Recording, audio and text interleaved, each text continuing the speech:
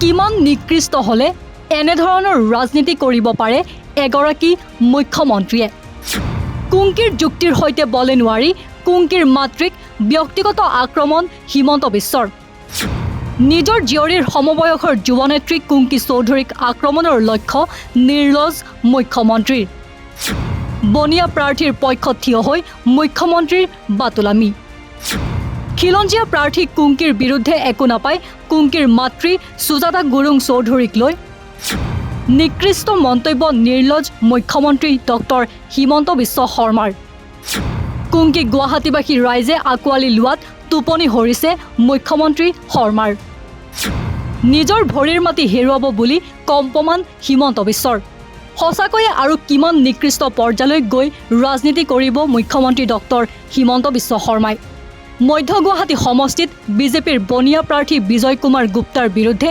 নিৰ্বাচনী প্ৰতিদ্বন্দ্বিতাত নামিছে বিৰোধী মিত্ৰজোঁট তথা অজাপৰ জেনজি প্ৰাৰ্থী কুংকি চৌধুৰী বৰ্তমান অসমৰ প্ৰত্যেকটো সংবাদ মাধ্যমৰ লগতে সামাজিক মাধ্যমতো বহুলভাৱে চৰ্চিত হৈ পৰিছে বিদেশৰ পৰা উচ্চ শিক্ষা গ্ৰহণ কৰি অহা অসমৰ খিলঞ্জীয়া যুৱতী কুংকি যিয়ে বৰ্তমান ভয়ত ত্ৰস্তমান হৈছে মুখ্যমন্ত্ৰী ডক্টৰ হিমন্ত বিশ্ব শৰ্মা মধ্য গুৱাহাটীত অনা অসমীয়া বিজেপি প্ৰাৰ্থী বিজয় গুপ্তাক কুংকিয়ে পৰাজিত কৰাৰ আশংকাই টোপনি কাঢ়িছে মুখ্যমন্ত্ৰী শৰ্মাৰ সেয়েহে কুংকিৰ যুক্তিৰ প্ৰত্যুত্তৰ দিব নোৱাৰি কুংকিৰ মাতৃ সুজাতা গুৰুং চৌধুৰীক ব্যক্তিগত আক্ৰমণৰ লক্ষ্য কৰি লৈছে মুখ্যমন্ত্ৰী শৰ্মাই শুনক মুখ্যমন্ত্ৰী শৰ্মাৰ নিজৰ মুখৰ পৰাই লুৰিণজ্যোতি গগৈয়ে গুৱাহাটী কুংকি চৌধুৰী বুলি এগৰাকী মহিলাক এজেপিৰ প্ৰাৰ্থী দিছে সেই কুংকি চৌধুৰীৰ মা হৈছে সুজাতা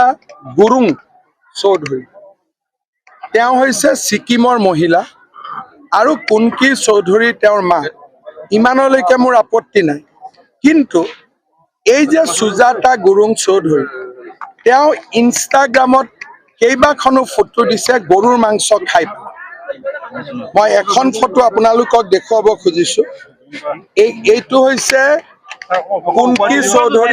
কুংকি চৌধুৰীৰ মা সুজাতা গুৰুং চৌধুৰী এই গৰুৰ মাংসৰ পিচটো লৈ তেওঁ গৰুৰ মাংস খাই তেওঁ আমাৰ সনাতনী লোকক প্ৰত্যাহ্বান জনাইছে উল্লেখ্য যে মুখ্যমন্ত্ৰী কুংকি চৌধুৰীৰ মাতৃৰ ওপৰত কৰা এই ব্যক্তিগত আক্ৰমণক লৈ মুখ্যমন্ত্ৰী শৰ্মাক তীব্ৰ কটাক্ষ কৰে অসম জাতীয় পৰিষদৰ সভাপতি লুৰিণজ্যোতি গগৈয়ে তেওঁ মুখ্যমন্ত্ৰীক আক্ৰমণৰ লক্ষ্য কৰি কয় যে লণ্ডনৰ পৰা উচ্চ শিক্ষা গ্ৰহণ কৰি অহা কুংকিৰ সৈতে যুক্তিতৰ্ক কৰিব নোৱাৰি মুখ্যমন্ত্ৰীয়ে কুংকি চৌধুৰীৰ মাতৃক ব্যক্তিগত আক্ৰমণ কৰিছে ২৭ বছৰীয়া কুংকি মুখ্যমন্ত্ৰীৰ কন্যাতকৈও বয়সত সৰু নিজৰ কন্যাৰ সমবয়সৰ যুৱনেত্ৰী কুংকি চৌধুৰীক আক্ৰমণৰ লক্ষ্য কৰি লৈছে মুখ্যমন্ত্ৰীয়ে কুংকিক পৰা নাই তেওঁ মাতৃক লক্ষ্য কৰি লৈছে য'ত কুংকি চৌধুৰীয়ে গুৱাহাটীৰ কৃত্ৰিম বান গুৱাহাটীৰ যান-জঁট গুৱাহাটীৰ পাহাৰীয়া লোকৰ ভূমিপট্টাৰ অধিকাৰ আদিবোৰ সমস্যা সমাধানৰ কথা কৈছে তাতেই মুখ্যমন্ত্ৰী শৰ্মাই কাৰোবাৰ খাদ্যভাস ধৰ্ম আৰু হিন্দু মুছলমান কৰিছে য'ত মুখ্যমন্ত্ৰীয়ে মধ্য গুৱাহাটীত বনিয়া অনা অসমীয়াক প্ৰাৰ্থিত্ব দিছে আৰু আনহাতে কুংকি চৌধুৰীৰ দৰে খিলঞ্জীয়া প্ৰাৰ্থীয়ে যুক্তিসংগত কথা কওঁতে মুখ্যমন্ত্ৰীৰ মূৰৰ কামোৰণি হৈছে গৰাকীত কিয় কৈছে কেণ্ডিডেটগৰাকীলৈ যাওক না কেণ্ডিডেটগৰাকীৰ লগত তেওঁৰ কথা কোৱাৰ যোগ্যতা আছে নেকি শিক্ষা দীক্ষাৰে কিমান উচ্চ শিক্ষিত ছোৱালী লণ্ডন স্কুল অফ ইকনমিক্স তাৰ পৰা MBA কৰি অহা এগৰাকী ছাত্ৰী ২৭ বছৰীয়া তেওঁৰ ছোৱালীতকৈ সৰু সেইগৰাকীৰ লগত ডিবেট কৰিব পৰা নাই ভাল প্ৰশ্ন সুধিছে যে আজিলৈকে আৰ্টিফিচিয়েল ফ্লাড গুৱাহাটী কৃত্ৰিম বানপানী কিয় নিয়ন্ত্ৰণ হোৱা নাই এইটো মৌলিক প্ৰশ্ন সুধিলে হিন্দু মুছলমান আকৌ খাদ্যলৈ গৈছে গুৱাহাটীৰ যান-জঁট কিয় নিয়ন্ত্ৰণ নহয় না আমি গুৱাহাটীলৈ আহোঁ মধ্য গুৱাহাটীলৈ আহক না মুখ্যমন্ত্ৰী মধ্য গুৱাহাটীত কিয় বানপানীৰ সমস্যা সমাধান হোৱা নাই মাটিৰ পট্টা পাহাৰ মানুহে কিয় নাপায় কিয় মূল্য বৃদ্ধি নিয়ন্ত্ৰণ কৰিব পৰা নাই গুৱাহাটীৰ যান-জঁটৰ ব্যৱস্থা কিয় সমাধান কৰিব পৰা নাই মধ্য গুৱাহাটীলৈ আহক ক'ত গৈছে পাকিস্তানত মুখ্যমন্ত্ৰীয়ে নিৰ্বাচন খেলিব খুজিছে নেকি পাকিস্তানত নিৰ্বাচন খেলিব খুজিছে যদি পাকিস্তানলৈ যাওক তেওঁলোকৰ বিষয়ত আমি অসম জানো মধ্য গুৱাহাটী জানো তেওঁলোকে কোনোবা এগৰাকী বনিয়াক তেওঁলোকে প্ৰাৰ্থিত্ব দিছে বহিৰাগত বনিয়া এগৰাকী প্ৰাৰ্থিত্ব দিছে আৰু এইফালে এগৰাকী আমাৰ যেতিয়া খিলঞ্জীয়া মানুহ এগৰাকী প্ৰাৰ্থী হ'ল উচ্চ শিক্ষিত প্ৰতিভাসম্পন্ন এগৰাকী গুণগতভাৱে উচ্চ মানসম্পন্ন এগৰাকী প্ৰাৰ্থী হোৱাৰ লগে লগে তেওঁৰ মূৰ কামৰণি হৈছে তাৰমানে তেওঁৰ মূৰ চাহাব লাগে তেওঁৰ ভৰি পিটিকি থকা মানুহ লাগে কোনোবা তেওঁ পদলেখন কৰি থকা মানুহ লাগে। কেনেকৈ মুখ্যমন্ত্ৰী হিমন্ত বিশ্ব শৰ্মাহে ভাবিব পাৰে এখন গণতন্ত্ৰ, ইয়াত প্ৰত্যেকৰে নিজস্বতা আছে, নিজৰ চিন্তা আছে, নিজৰ অধিকাৰ আছে, নিজৰ মান মৰ্যাদা আছে। তেওঁক কোনোবা মোচাহাব পদলেখনকাৰী তেওঁ বিচাৰিব পাৰে। ইয়াত তেওঁৰ আঙুলিৰ ঠাৰত সকলো মানুহে ঘূৰিব বুলি যদি ভাবিছে মূৰ্খৰ চকত বাস কৰে। শংকিত হৈছে নেকি গুৱাহাটীৰ পৰা? গুপ্তা বুলি কোৱা মানুহজনক তেওঁ দিছে। সেইকাৰণে তেওঁ টনা যোৱা কৰি দিছে। বাকীবোৰ যিসকলে তেওঁক জইন কৰোৱাইছিলে বিজেপি দলটোত কংগ্ৰেছৰ পৰা আনি বিৰাট দুৰ্নীতিত লুটুৰি পুটুৰি হৈ থকাৰ পিছতো ধুনীয়াকৈ ধুৱাই পখলাই যিসকলে জইন কৰাইছিলে তেওঁলোককে লেং মাৰি দিলে। মানে পিছফালৰ পৰা ডেগাৰ মৰা যিটো নীতি, যিটো চৰিত্ৰ, সেইটো হিমন্ত বিশ্ব শৰ্মাৰ তেজত আছে। যিমান গুৰু আছে ডেগাৰ মাৰিছে। প্ৰথম ভিগু ফুকন, তেওঁক ডেগাৰ মাৰিলে। দ্বিতীয় গুৰু তেওঁ প্ৰফুল্ল মহন্ত, তেওঁকো ডেগাৰ মাৰিলে। তৃতীয় গুৰু তেওঁ হিতেশ্বৰ শইকীয়া, তেওঁকো ডেগাৰ মাৰিলে। চতুৰ্থ গুৰু তৰুণ গগৈ, তেওঁকো ডেগাৰ মাৰিলে। তাৰ পিছৰ গুৰুজন পৰিছে যিজন মধ্য গুৱাহাটীত টিকেট নিদিলে। বুজি পাইছেনে? আৰু নতুন গুৰু যি আহিব তেওঁলোককো মাৰিব। অমিত শ্বাহকো কেতিয়া মাৰে ঠিক নাই। মোদীয়ে বাৰু জেগাটো দিয়াই নাই, মোদীয়ে সুযোগ দিয়া নাই। যিজন মানুহক লগ পাবলৈ এটা সময়ত ৰৈ আছিলে, বেলেগক ৰিকুৱেষ্ট কৰি থাকিব লগা আছিলে, ৰাম মাধৱক কেনেকৈ পিছফালৰ পৰা ডেগাৰ মাৰিলে দেখিলে নাই হিমন্ত বিশ্ব শৰ্মাই? ডেগাৰ মৰাটো তেওঁৰ মজ্জাগতভাৱে আছে, তেওঁৰ ব্লাডত, ৰক্ত প্ৰবাহত, তেওঁৰ যিটো জিন আছে তাত সোমাই আছে। পিছফালৰ পৰা ডেগাৰ মৰা তেওঁৰ চৰিত্ৰটো। ইছ্যু নাই কাৰণে এনেকুৱা বোলে কথা কৈছে নেকি? ইছ্যু উত্তৰ দিয়ক। মানে মধ্য গুৱাহাটীলৈ আহক, কওক যে মধ্য গুৱাহাটীৰ কৃত্ৰিম বানপানী কিয় সমস্যা সমাধান কৰিব পৰা নাই? মধ্য গুৱাহাটীত তেওঁলোকে গুৱাহাটীৰ মৌলিক তেওঁলোকৰ যিটো ৱেষ্ট মেনেজমেণ্ট ছিষ্টেম কিয় আজিলৈকে ঠিক কৰিব পৰা নাই?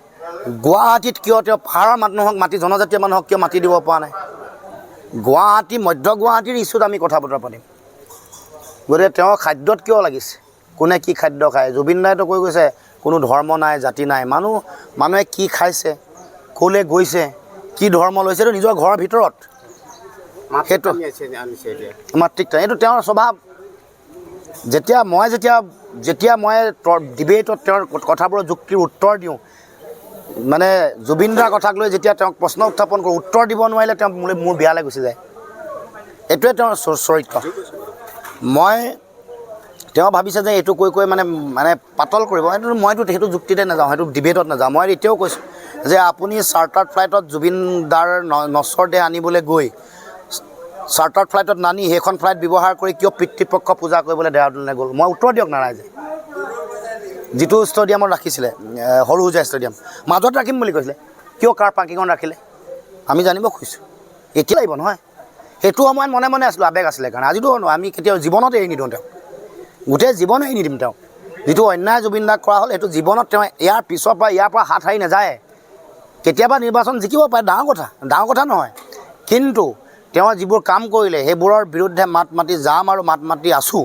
আনহাতে মুখ্যমন্ত্ৰীৰ এই নিকৃষ্ট মন্তব্যক লৈ তীব্ৰ প্ৰতিক্ৰিয়া প্ৰকাশ কৰে মধ্য গুৱাহাটীৰ অজাপ প্ৰাৰ্থী কুংকি চৌধুৰীয়ে।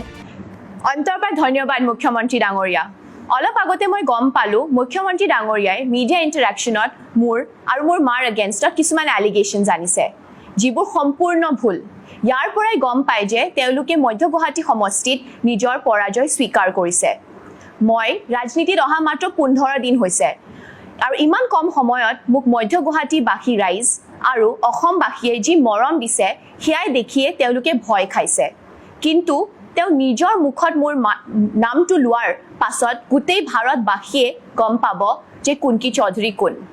পুনৰ এবাৰ আপোনাক ধন্যবাদ। মুঠৰ ওপৰত যুৱনেত্ৰী তথা মধ্য অসমৰ পৰা অজাপৰ প্ৰাৰ্থী কুংকি চৌধুৰীৰ মাতৃক লৈ কৰা মুখ্যমন্ত্ৰী শৰ্মাৰ এই নিকৃষ্ট মন্তব্যই অসমৰ ৰাজনীতিত এটা কথাই সূচাইছে যে মধ্য অসমৰ ৰাইজে কুংকি চৌধুৰীক আঁকোৱালি লোৱা দৃশ্যবোৰে মুখ্যমন্ত্ৰীৰ নিশাৰ নিদ্ৰা হৰণ কৰিছে।